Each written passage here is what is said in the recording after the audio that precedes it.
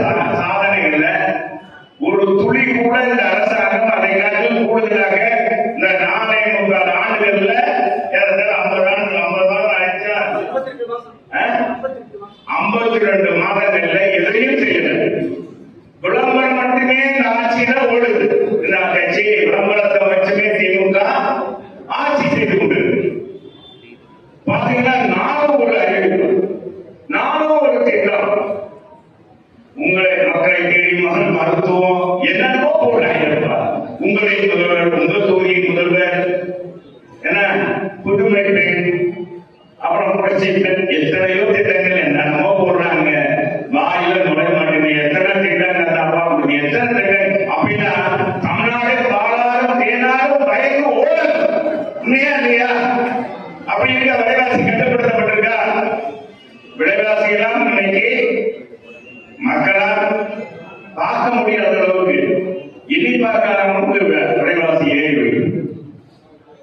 இதுல அரசாங்கம் போட்ட வரி வேற அதிகம். வரிக்கு மேல் வரி போட்டிருக்காங்க. அவங்க கூடாத வரியிலே கிடையாது. நம்ம அரசாங்கத்தில் 1 லட்சம் கோடி கூடுதலாக வரி வருவாய் வருகிறது, கஜனா வருகிறது. டாஸ்மாக்ல மட்டும் பார்த்தீங்கன்னா 50,000 கோடி வருகிறது, 50,000 கோடி வருகிறது. அதே மாதிரி பார்த்தீங்கன்னா வணிக வரித்துறை அதுல 40,000 கோடி வருகின்றாங்க. அப்புறம் இப்ப உள்ளாட்சி துறையில எல்லாம் வரி போட்டாங்க, எல்லா வரையும் போட்டாங்க. சில நாய் பூமிக்கு நம்ம வளர்க்கிற நாய்களுக்கும் வரியை போட்டு எதிர்ப்பு வந்த பிறகுதான் அதை நிறுத்தினாங்க. நம்ம தான் முதல்ல இதே மண்டபத்தில் நம்ம முதல்ல பேசினேன். நம்ம ஊடகத்துல தந்தை டிவி, பாடிமலர்,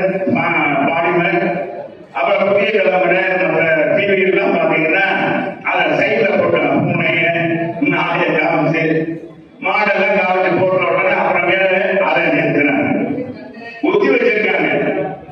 அதே மாதிரி பாத்தீங்கன்னா இந்த அரசாங்கம் எத்தனையோ அறிவிப்புல வர்றதுக்கு முன்னால நம்ம முதலமைச்சர் சொன்னார், திமுக அறிவித்தது நம்ம எல்லாருக்கும் தெரியும். தெரியுமா தெரியாதா? என்னவா உண்மை பேச மாட்டேங்கிறீங்க? தெரியுமா தெரியாதா? தெரியும். அத்தனை அறிவிப்புகளை செய்து மக்களை நம்முடைய அது என்னப்பா படம் நட்டி நடிச்சது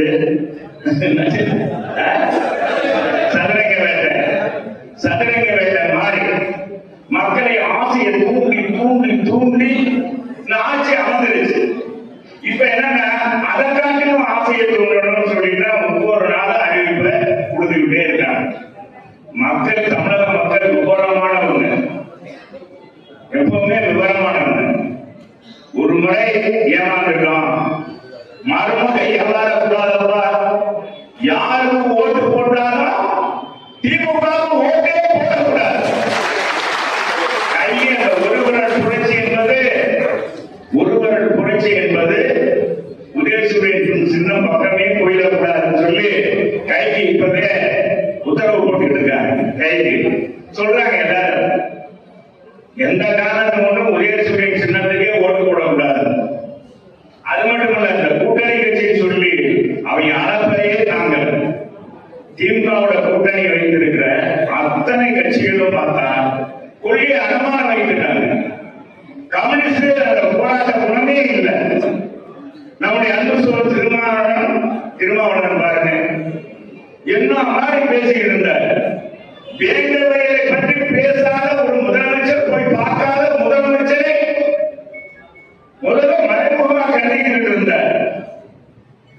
இன்னைக்கு பார்த்தா உங்களுக்கு கள்ளச்சாராயத்துல சாவு, இன்னைக்கு நடக்கிற உங்களுக்கு தெரியும் போதை பொருள், மிகப்பெரிய அளவுக்கு போதை கலாச்சாரம். நம்ம எல்லாம் இன்னைக்கு 3ஆம் தலைமுறைக்கு முக்கியத்துவம் கொடுக்கணும்னு நம்ம சொல்றோம். பொதுச் செயலாளர் சொல்றாரு, நான் கொடுக்கணும்னா என்னம்மா கொடுக்கணும்னா இல்ல, பாண்டியம்மா சொல்லு, காதகமா சொல்லுங்க, கொடுக்கணும்னா என்ன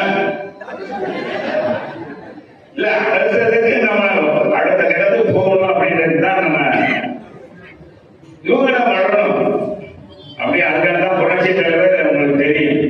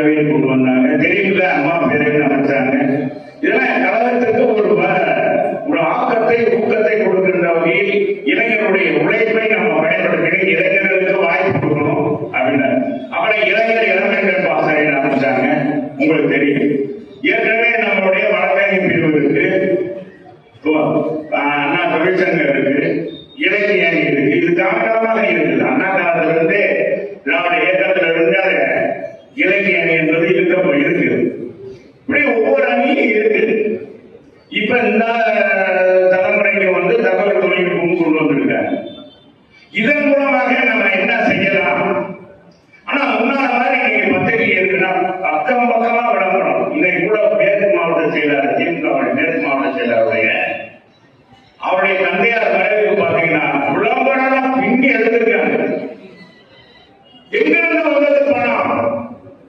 10 ஆண்டுகளுக்கு முன்பாக அவர் இருக்கும்போது அவருக்கு பிறந்த நாள் கொண்டாடுறாங்க, அவருக்கு எல்லாம் விளம்பரப்படுத்துறாங்களா? எதுக்கெடுத்தாலும் விளம்பரங்கள் இன்றைக்கு தூக்கு கிளம்புறாங்க திமுக. இதெல்லாம் எங்கதான் வராது, அது ஒரு சாம்பிள் நம்ம தெரியும். உங்களுக்கு மதுரை மாநகராட்சியில் நடந்த மிகப்பெரிய ஊழல், இந்த ஊழலை வெளிக்கொண்டு வந்தது அதிமுக.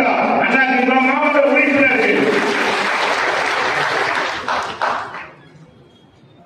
இதை முறையாக உண்மையிலேயே இது நடக்கக்கூடாது, இது புரட்சி தலைவருடைய இயக்கம் என்பதை மனதிலே தாங்கி நம்ம ஒவ்வொரு மாவட்ட உறுப்பினர்களும் எவ்வளவு தூரம் அது பாடுபட்டு அதில் கவனம் செலுத்துறாங்க என்பது நமக்கு எல்லாம் தெரியும். நம்ம எதிர்கட்சி தலைவராக நம்ம நியமிக்கப்பட்ட சோழராஜா அதை எடுத்து பேசினாரு. அப்புறம் நம்ம அதை கையில் எடுத்தோம், அதிமுக கையில் எடுத்து ஆர்ப்பாட்டம் போராட்டம் மனம் போய் கொடுத்தோம். அப்புறம் ஊடகங்களுக்கு வந்த பிறகுதான் நடவடிக்கையே பாய்ந்தது. இன்னைக்கு நம்ம உயர் நீதிமன்றத்துக்கு போனோம். உயர் நீதிமன்றத்தில் நீதி அரசர் சரியான ஒரு வழக்கை அதை வழக்கு தொடரணும். வழக்கு அது என்ன செஞ்சிருக்காரு, இங்க மட்டும் இல்ல, நம்ம சொல்ற மாதிரி இங்க மட்டும் இல்ல, உள்ளாட்சி எங்கெங்க மதுரை மாறி மாநகராட்சிகள் உள்ளாட்சி பிரதிநிதிகள் இருக்கிற திமுக அங்க வைக்கின்ற அத்தனையிலும் நீங்க விசாரணை நடத்தணும். அதுவும் இந்த 2022 தான் வரி உயர்வே வருது. இதுல ஒரு பெரிய அதிகமான அறிவாளி என்ன சொல்றான், 2011 இருந்து இதுல நீங்க விசாரணை வைக்கணும்னா ஏற்கனவே இப்பதானப்பா நடந்த உடனே இப்பதானே 2022 பிறகுதானே. எனவே இவ்வளவு 200 கோடி எங்க இருக்கிற மக்களுடைய வரி பணம், இந்த வரி பணங்கள் இப்படிதான் போயிட்டு இது மாதிரி தமிழகத்துடைய மொத்த வருவாய் எனக்கு பல்வேறு வகையில அது பாய்ந்து கொண்டிருக்கிறது. இதையும் நம்ம பொதுச் செயலாளர் பேசுறாரு பெருசா பொருட்கள் தான். இப்ப என்ன புதுசா ஒருத்தர் வந்துடுறாங்க. எப்பவுமே புது கடைக்கு ஒரு வரவேற்பு இருக்கும். இருக்குமா இருக்காதா? இருக்கும். இப்ப நம்ம தம்பி விஜய் தொடர்ந்து அவர் என்னன்னா சனி ஞாயிறு மட்டும் மக்களை சந்திக்கிறார், ஒரு மாவட்ட சந்திக்கிறார். நம்ம பொதுச்சியில இருந்தாரு ஒவ்வொரு தொகுதியா போறாரு. இப்ப மதுரையில 4 தொகுதி ஒரே இடத்துல இருந்தா மற்றொரு சித்திரத்தில் வர காட்சி எடுக்கணும். இருக்குமா இல்லையா? என்ன சக்தி, எவ்வளவு பெரிய கூட்டம், எவ்வளவு பெரிய அதாவது ஆர்வத்தோடு கலந்து கொள்வது வேற, ஆர்வத்தோடு கலந்து கொண்டாங்க. அதாவது கூட்டம் எல்லாருக்கும் கூடுங்க, கூட்டம் கூடுறது ஒரு பக்கம் இருந்தாலும் இந்த ஆர்வத்தோடு உணர்ச்சி பணமாக கலந்ததாக அதுதான் அதனுடைய அளவு. இதெல்லாம் பத்திரிகைக்காரர்களுக்கும் தெரியும், ஊடகக்காரர்களுக்கும் தெரியும். இன்னைக்கு அந்த தமிழக வெற்றி கழகமா அவர் நடக்கிற கூட்டத்தில் என்ன நடக்குது, காந்தாற்று வெள்ளம் போல அதனுடைய ரசிகர் தான் வராங்க. இன்னும் உறுப்பினர் அவங்க திமுக அந்த தமிழக வெற்றி கழகத்துடைய உறுப்பினராக அவங்க கட்டுக்கோப்போடு இல்லை. நீ பார்த்துக்கணும். அவங்களுக்கு இப்ப நம்மதான் புரட்சி தலைவர் கட்சியில இருந்து திமுக நீக்கப்பட்ட பிறகு பாத்தீங்கன்னா மிகப்பெரிய எழுச்சி. இது என்ன எழுச்சி? தமிழ்நாடே கொண்டுழைத்தது. தமிழ்நாடே புரட்சி தலைவரை நீக்கிய சண்டாளம் கருணாநிதி அப்படின்னுதான் வான்போஸ் அடித்தாங்க. ஒரு மந்திரி போய் வெளியே வர முடியல, கோட்டை விட்டு வீட்டை விட்டு வெளியே கோட்டைக்கே போகல. ஒரு வாரம் நடந்தது. எங்கு பார்த்தாலும் ட்ரெயின்கள் நிறுத்தப்பட்டது. உங்களுக்கு தெரியும், அவ்வளவு பெரிய எழுச்சி இருந்தது. மக்கள் தன்னார்வமாக இருந்தாங்க. இன்னைக்கு அந்த மாதிரி எல்லாம் ஒரு எழுச்சி நாம பார்க்க முடியல, பார்க்கல. அவருடைய ரசிகர்கள் வர்றாங்க, அப்படியெல்லாம் மாற்றல. படுத்த ரசிகர்கள் வர்றாங்க, கூட்டம் கூடுறாங்க. இதை வைத்து நான் ஆளுங்கட்சி நான் முதலமைச்சராக தனித்து நின்று நான் வந்துடுவேன் சொன்னா அதெல்லாம் முடியுமா? நம்ம தலைவரே எப்படி எடுத்துக்கங்க, அவர் ஒரு அறிவாளிங்க. தலைவர் மாதிரி ஒருத்தர் பிறக்கவே இல்லை, பிறக்க போறது இந்தியா மாதிரி. தனக்கு என்னதான் தன்னுடைய தொண்டர்கள் மக்கள் பலம் இருந்தாலும் அன்றைக்கு முதலாக 27 சந்திக்கும் போது கம்யூனிஸ்ட் காரங்களை சேர்த்துக்கிட்டாரு. எந்த கட்சி வரும் கட்சியெல்லாம் சேர்த்துக்கிட்டார். அவங்களுக்கு உரிய முக்கியத்துவம் கொடுத்தாரு. அது உங்களுக்கு தெரியும், தெரியுமா மாறிட்டு தெரியும். அவரே அனுபவமானவர் களத்தில் பணியாற்றிய எத்தனை கிராம முன்னேற்ற கழக கட்சிக்காக நான் சின்ன பேனாக வந்து கல்லூரி அப்பதான் படிக்கிறோம் 11th தான் படிச்சு அப்புறமே கட்சி போன நம்பரும் பாத்தீங்கன்னா நான் அப்புறமேல் தான் வரேன். நினைக்கிறேன் எங்களுக்கு வந்து வால்போசன் கொடி தான் ஓடுவாங்க, பணத்தோரண கொடி, பேப்பர் கொடி தான் ஓடுவோம். அதை நாங்க சின்ன பையன் போய் கொட்டி விடுவோம். அண்ணா அவர்களை சாதுரியமாக அண்ணா என்ன செஞ்சாரு, ஒவ்வொரு கட்சியும் இணைந்தார். முரண்பாடுள்ள கட்சிகள், சுதந்திர கட்சிக்கு அதே மாதிரி அண்ணா 67 பாத்தீங்கன்னா தலைவர் 77 என்ன செஞ்சவரோ அதே 67 அண்ணா இந்த காங்கிரஸ் அழிக்கணும், காங்கிரஸ் கட்சியை ஆட்சியருக்கு விரட்டணுன்றதுக்காக புரட்சி தலைவர் மாறி புரட்சி அண்ணா பேரைங்க பிறந்த அண்ணா அவர்கள் என்ன செஞ்சாங்கன்னா கம்யூனிஸ்ட் சுதந்திர கட்சி 2 கம்யூனிஸ்டும் இன்னைக்கு 2 கம்யூனிஸ்டும் ஒன்னா இருக்காங்க. அன்னைக்கு இடது வடது பிடிக்காது, இடது ஒரு கோஷ்டியில ஒரு கட்சியில இருந்தா நான் வளர்ந்து வரணும். ஆனா எல்லாரும் ஒன்னாங்க. மாபோசி அப்புறம் சீபா ஆயுதனார் எல்லாரையும் ஒன்றிணைத்தார். நாம அன்றைக்கு கூட பத்திரிகையில படிச்ச பார்த்தேன். அதுல ஒட்டு போட்ட பேசி ஒட்டு போட்டதான் ஒரு வேலைக்கு போனா ஒரு விதைக்கு போனா சுக்குமூர் ஆயுதர் அன்னைக்கு பிறந்த காமராஜர் பேசியிருக்கார், கேள்வி பேசியிருக்கார். ஆனா அப்படி 67 காங்கிரஸை ஒழித்த அண்ணாவை போல திமுகவை ஒழித்து கட்டியது எம்ஜிஆருடைய சாதனையை சாணக்கியம். அந்த சாணக்கியத்தான விஜய் இருக்கா? அது உங்களுக்கு தான் தெரியும், நான் சொல்லல. அவர் ஓட்டு இருக்காரு. அது மாதிரி ஒரு சாணக்கியத்தனமான முடிவு எடுக்கணும். இத்தனை ரசிகர் கூட்டம் தான் பார்த்து சிரஞ்சீவிக்கு கூடாத ரசிகர் கூட்டமா, நம்ம சிவாஜி கணேசனுக்கு கூடாத கூட்டமா, பாக்கியராஜுக்கு கூடாத கூட்டமா, டி ராஜேந்திரனுக்கு கூடாத கூட்டமா, அடுக்குமுறையில பேசக்கூடிய எத்தனை கட்சி நடிகர்கள். தவக்கலை நாங்களே கூட்டிட்டு போனோங்க.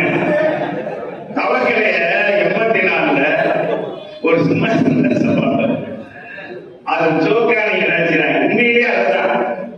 நாங்க பணத்தை பாட்டிக்கு மேற்கு தொழில நிக்கும் போது தவக்கலை அதான் 3 முடிச்சு படம், முந்தானை முடிச்சு படம். அதுல அவனுடைய பேரு பாத்தீங்கன்னா என்று பார்த்தாலும் முந்தானை முடிச்சு முருங்காய் இன்னைக்கே மறக்க முடியல. முருங்காய் வாங்கினாலே மார்க்கெட்ல பெண்களை ஒரு மாதிரி பார்ப்பாங்க. அது ஒரு காலம் இருந்தது. அப்படி அந்த மாதிரி அந்த முருங்காய் தவக்கலை தான் அந்த பேர் சொல்றாங்க.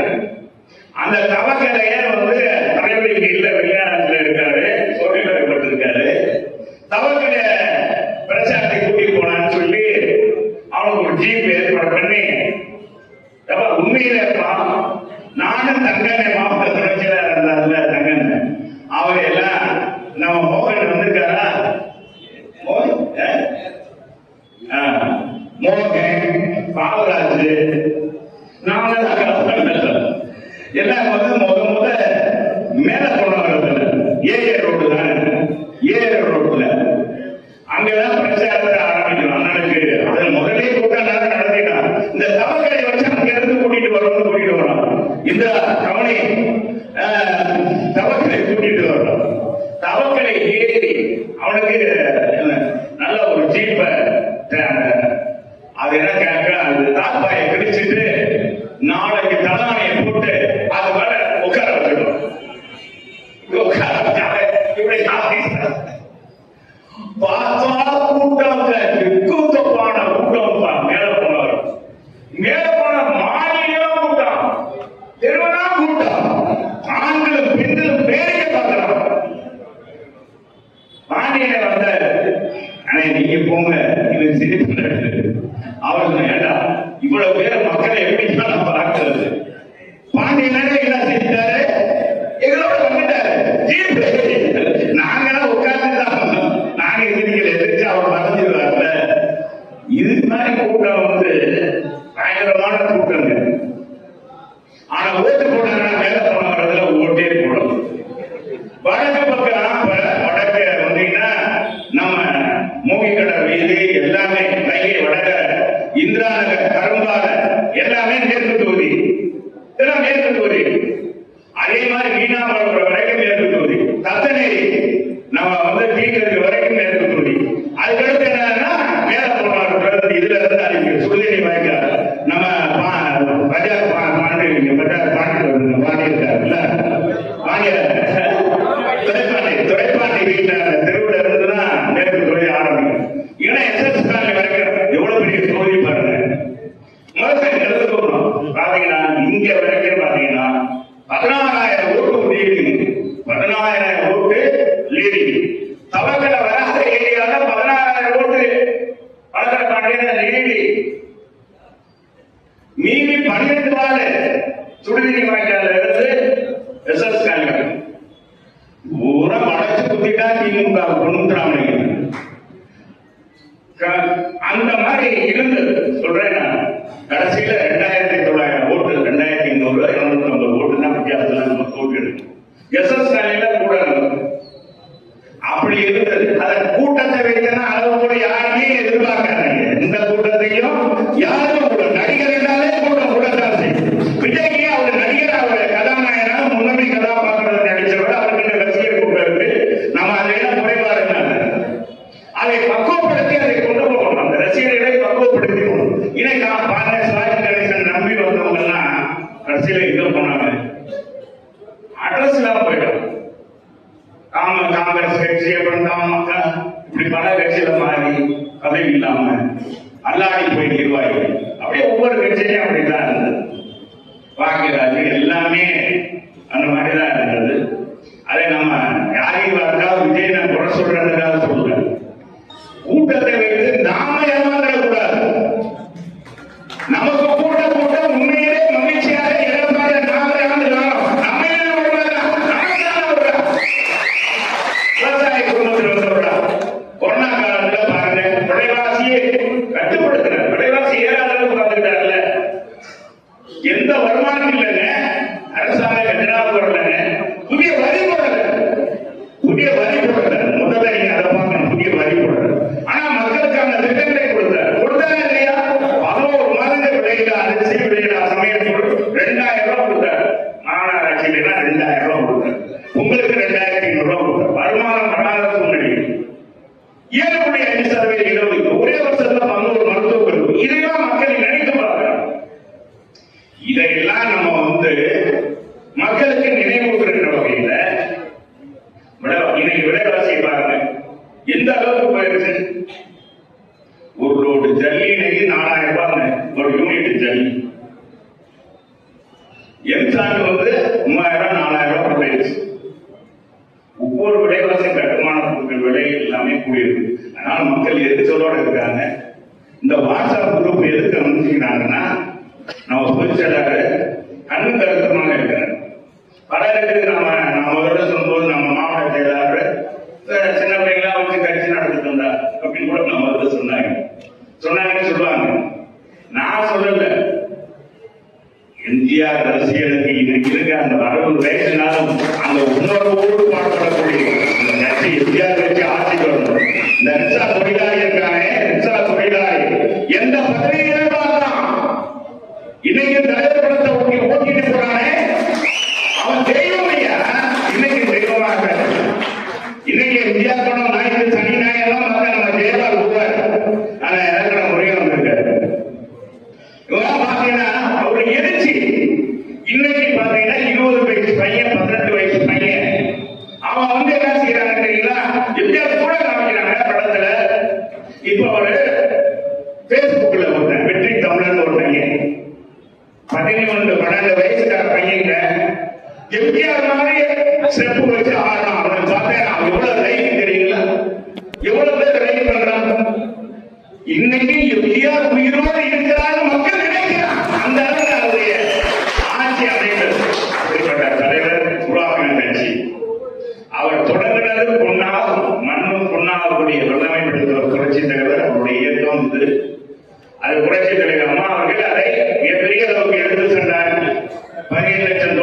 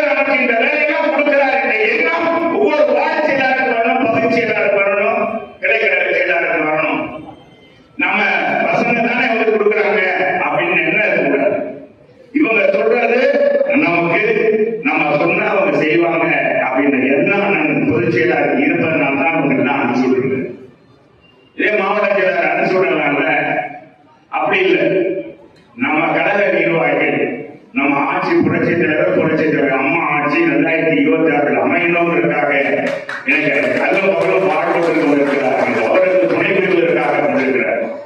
எப்படி நம்முடைய உங்களுக்கு தெரியும் ராமாயணத்துல ராமருக்கு துணையாக அணில் கூட வந்து உதவிச்சுன்னு சொல்லுவாங்க. பாடம் போடுவோம் அணி அது தடவை கூட போடு வந்துச்சுன்னு சொல்லுவாங்க. அணிலோட வேற அணில நீங்க நினைச்சாதீங்க, 10 ரூபா அணில நினைச்சாங்க. அணில போடு போட்டு அப்படியே அவர் தடவை கொடுத்தனா அதுவும் மண்ணாடி போடும். அந்த மாதிரி இன்னைக்கு இளைஞர்கள் ஒவ்வொருவரும் புரட்சி தமிழர் எடப்பாடியாருடைய அந்த போர் மனத்துக்கு அவருடைய நல்ல எண்ணத்துக்கு இந்த ஆட்சி அமையணும், புரட்சி தலைவர் ஆட்சி, புரட்சி தலைவர் அம்மா ஆட்சி அமையணும் என்ற அந்த நல்ல நோக்கம் வெற்றி பெற நீ எல்லாம் உறுதுணையாக பாடுபட வேண்டும். அதற்குதான் இந்த வாட்ஸ்அப் குரூப். எனவே நீங்க ஒவ்வொருவரும் வந்திருக்கிறவங்க அதை புரிந்து தயவு செய்து களப்பணியாற்றுங்க. என்னைக்கு வரலான்ற நம்ம டைம் டேபிள் போடலாம். உங்கள்கிட்ட கேட்டுதான் அதை செய்ய போறோம். பகுதி செயலாளர்கள் நீங்கள் புரிந்து கொஞ்சம் டைம் செய்து ஒத்துழைப்பு கொடுக்கணும்னு கேட்டுக்கிறேன். இங்க எவ்வளவு பேர் வந்திருக்கிறது வரணுமே நிறைந்திருக்கிறது.